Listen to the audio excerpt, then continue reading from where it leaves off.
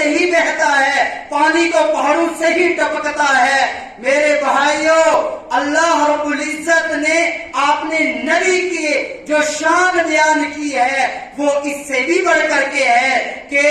ایک مرتبہ حضرات صحابہ کرام نبی پاک صلی اللہ علیہ وسلم کے پاس حاضر ہو گئے۔ غزوہ احد کا واقعہ ہے، گرمی ہے، صحابہ کرام گرمی میں پریشان ہے، کام میں ہے، نبی صلی اللہ علیہ وسلم کی خدمت عالیہ میں، خدمت مبارکہ میں، خدمت اقدسہ میں حاضر ہو کر عرض کرتے ہیں، یا رسول اللہ صلی اللہ علیہ وسلم، ہمارے پاس پانی پینے کے لیے نہیں ہے۔ رسول اللہ صلی اللہ علیہ وسلم نے فرمایا، اے میرے صحابہ، ایک پیالہ لے آؤ، ایک پیالہ لے آؤ، اور وہ لایا گیا۔ رسول اللہ صلی اللہ علیہ وسلم نے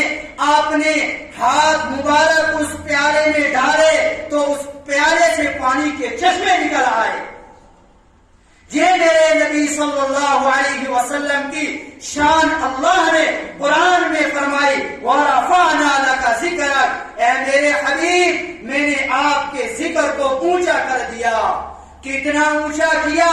رہتی دنیا اس کے اوپر آئے گی، عمل کرے گی، آپ کے بتلائے ہوئے طریقے کے اوپر چلے گی، جیسے حضرات صحابہ کرام کی وہ جماعت کہ جس کے متعلق اللہ رب العزت نے اپنی کتاب قرآن مجید میں فرمایا، رضی اللہ عنہم ورضوا عنہ، وہ صحابہ کی جماعت ستاروں کی مانند تھی۔ اللہ رب العزت نے نبی کریم صلی اللہ علیہ وسلم کے وجہ سے حضرات صحابہ کے مقام کو اتنا بڑا کر دیا، حضرات صحابہ کرام کے مقام کو اتنا بڑا کر دیا کہ کوئی قدر، کوئی ابدال حضرات صحابہ کرام کے پاؤں کے جوتیوں کے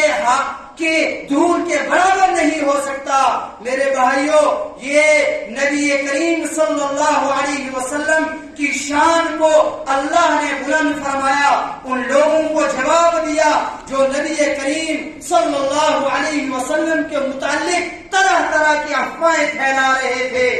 اور قرآن نے کہا، ان شانیک هو الابتر، کہ ابتر تو وہی ہے جو آپ کے دشمن ہیں، جو آپ کا انکار کرتے ہیں، جو آپ کو نہیں مانتے ہیں، جو آپ کے نقش قدم کے اوپر نہیں چلتے ہیں، ان کے لیے